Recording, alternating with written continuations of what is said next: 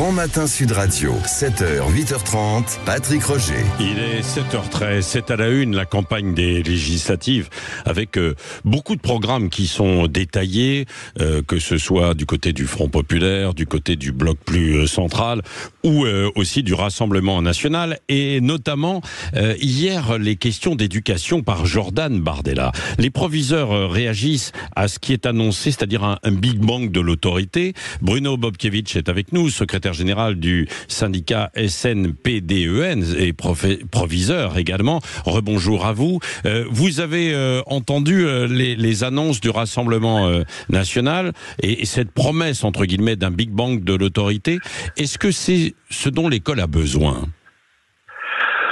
L'école a surtout besoin d'inclure et d'accompagner les élèves les plus en difficulté, les plus fragiles. Et on voit bien qu'à travers les propositions qui sont faites, on est plutôt sur une logique contraire. C'est-à-dire on exclut, on sanctionne, on exclut les plus fragiles, notamment parce qu'on souhaite les préorienter, on exclut ceux qui posent des problèmes de discipline, parce qu'on veut leur donner des sanctions fortes et les mettre dans des centres éducatifs, et on exclut les plus défavorisés parce qu'on envisage de supprimer la carte de l'éducation prioritaire.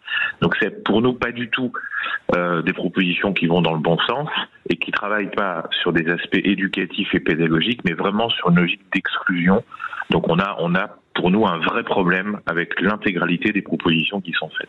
Oui, logique d'exclusion pour des élèves qui sont des perturbateurs, dit Jordan Bardella.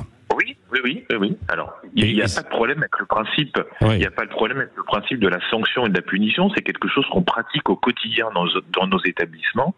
Il y a effectivement la question de comment on rend efficace des sanctions. On a par exemple dans le système des élèves qu'on appelle les poly-exclus, qui sont exclus d'établissement en établissement, qui posent un certain nombre de difficultés. Donc il faut effectivement travailler particulièrement sur ce public, mais encore une fois, dans les propositions qui sont faites, il n'y a rien en termes d'accompagnement et de prise en charge des élèves en difficulté. Quand je dis en difficulté, je balaye tout un champ à la fois comportemental, mais aussi surtout scolaire. Il n'y a rien de scolaire dans les propositions qui sont faites. Oui.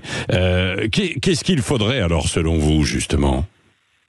Il faut effectivement, par exemple, retravailler la question du collège et de la capacité à prendre en charge de façon plus particulière et plus efficace les élèves qui sont en difficulté à l'entrée. C'est une logique de diminution des effectifs, par exemple. Effectivement, là, nous avons dans de nombreux collèges aujourd'hui en France des effectifs à 30, avec une hétérogénéité importante. Et c'est vrai que les enseignants demandent des groupes plus petits pour pouvoir s'occuper des élèves qui sont en difficulté. Ouais. Alors l'idée par exemple de remplacer un collège unique par un collège modulaire qui permettrait d'orienter plus vite des élèves vers des filières professionnelles. Que pensez-vous de cette idée ? En fait, c'est une vieille idée. Hein. Ouais. C'est dans le système éducatif, on a connu ça. Ça s'appelait pour les plus anciens le CES et le CET, avec un filtre du certificat d'études à l'époque. Ça a 50 ans. Hein, donc ça existait. C'était les classes CPPN, les quatrièmes techno.